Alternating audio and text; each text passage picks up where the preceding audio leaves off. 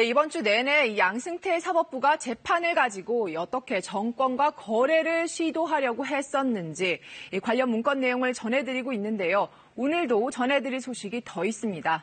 이건 잠시 후에 자세히 짚어드리도록 하고요. 이 사건을 검찰에 수사 의뢰할지를 놓고 어제 최고위 법관들이죠. 전국 법원장들이 모여서 회의를 했습니다. 일선 법관들 목소리랑은 온도차가 큽니다. 이거 먼저 보겠습니다. 전국 법원장 35명이 어제 모여서 7시간 넘게 토론을 했는데요. 결론은 예상을 크게 벗어나지 않았습니다. 재판 거래는 합리적인 근거가 없는 의혹 제기다. 이런 의견을 내놓은 겁니다. 이 법관의 독립과 이 사법부 신뢰를 훼손한 건 맞는데 이 재판 거래는 없었다는 겁니다. 네, 좀 더 자세히 보면은요. 특조단 조사 결과만 봐서는 이 관련자들의 직권 남용죄를 묻기가 어렵다. 그리고 검찰 수사가 사법부 독립을 침해할 수 있다. 그렇기 때문에 이 형사 조치는 적절하지 않다는 겁니다. 서울 고등법원 부장판사들에 이어서 이 고위 법관들이 잇따라 이번 사건을 형사 조치하는 건 안 된다. 이렇게 반대하고 나선 겁니다. 이 김명수 대법원장은 아직 유보적인 입장입니다. 들어보시죠. 의견이 다른 것은 당연하다고 생각합니다.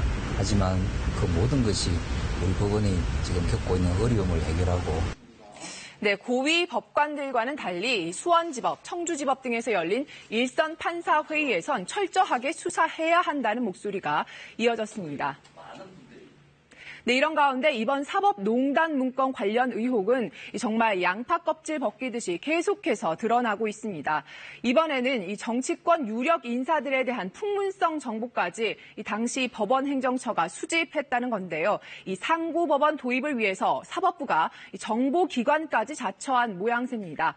당시 법원 행정처가 박근혜 전 대통령 주변 인물들 정보를 수집한 건데 이 VIP에게 누나라고 부를 수 있는 몇 안 되는 인물이라면서 이 윤상현 전 정무특보와 박 전 대통령이 친밀한 사이란 소문을 그대로 옮겨 적었습니다. 그래서 윤 특보를 통해서 대통령을 설득해야 한다. 이런 논리를 폈습니다.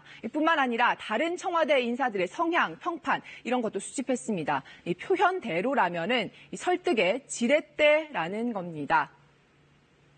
네, 어떠십니까? 이 사법부 밖에서는 삼권 분립을 외치는 사법부에서 이런 문건이 작성됐다는 것 자체가 문제다. 진실을 철저하게 밝혀야 한다. 이런 목소리가 나오고 있는데요. 이 민주사회를 위한 변호사 모임과 참여연대는 이 사법부 둘러싼 의혹에 책임 있는 자세를 보이는 사람이 없다면서 유엔 특별보고관에 진정서를 냈습니다.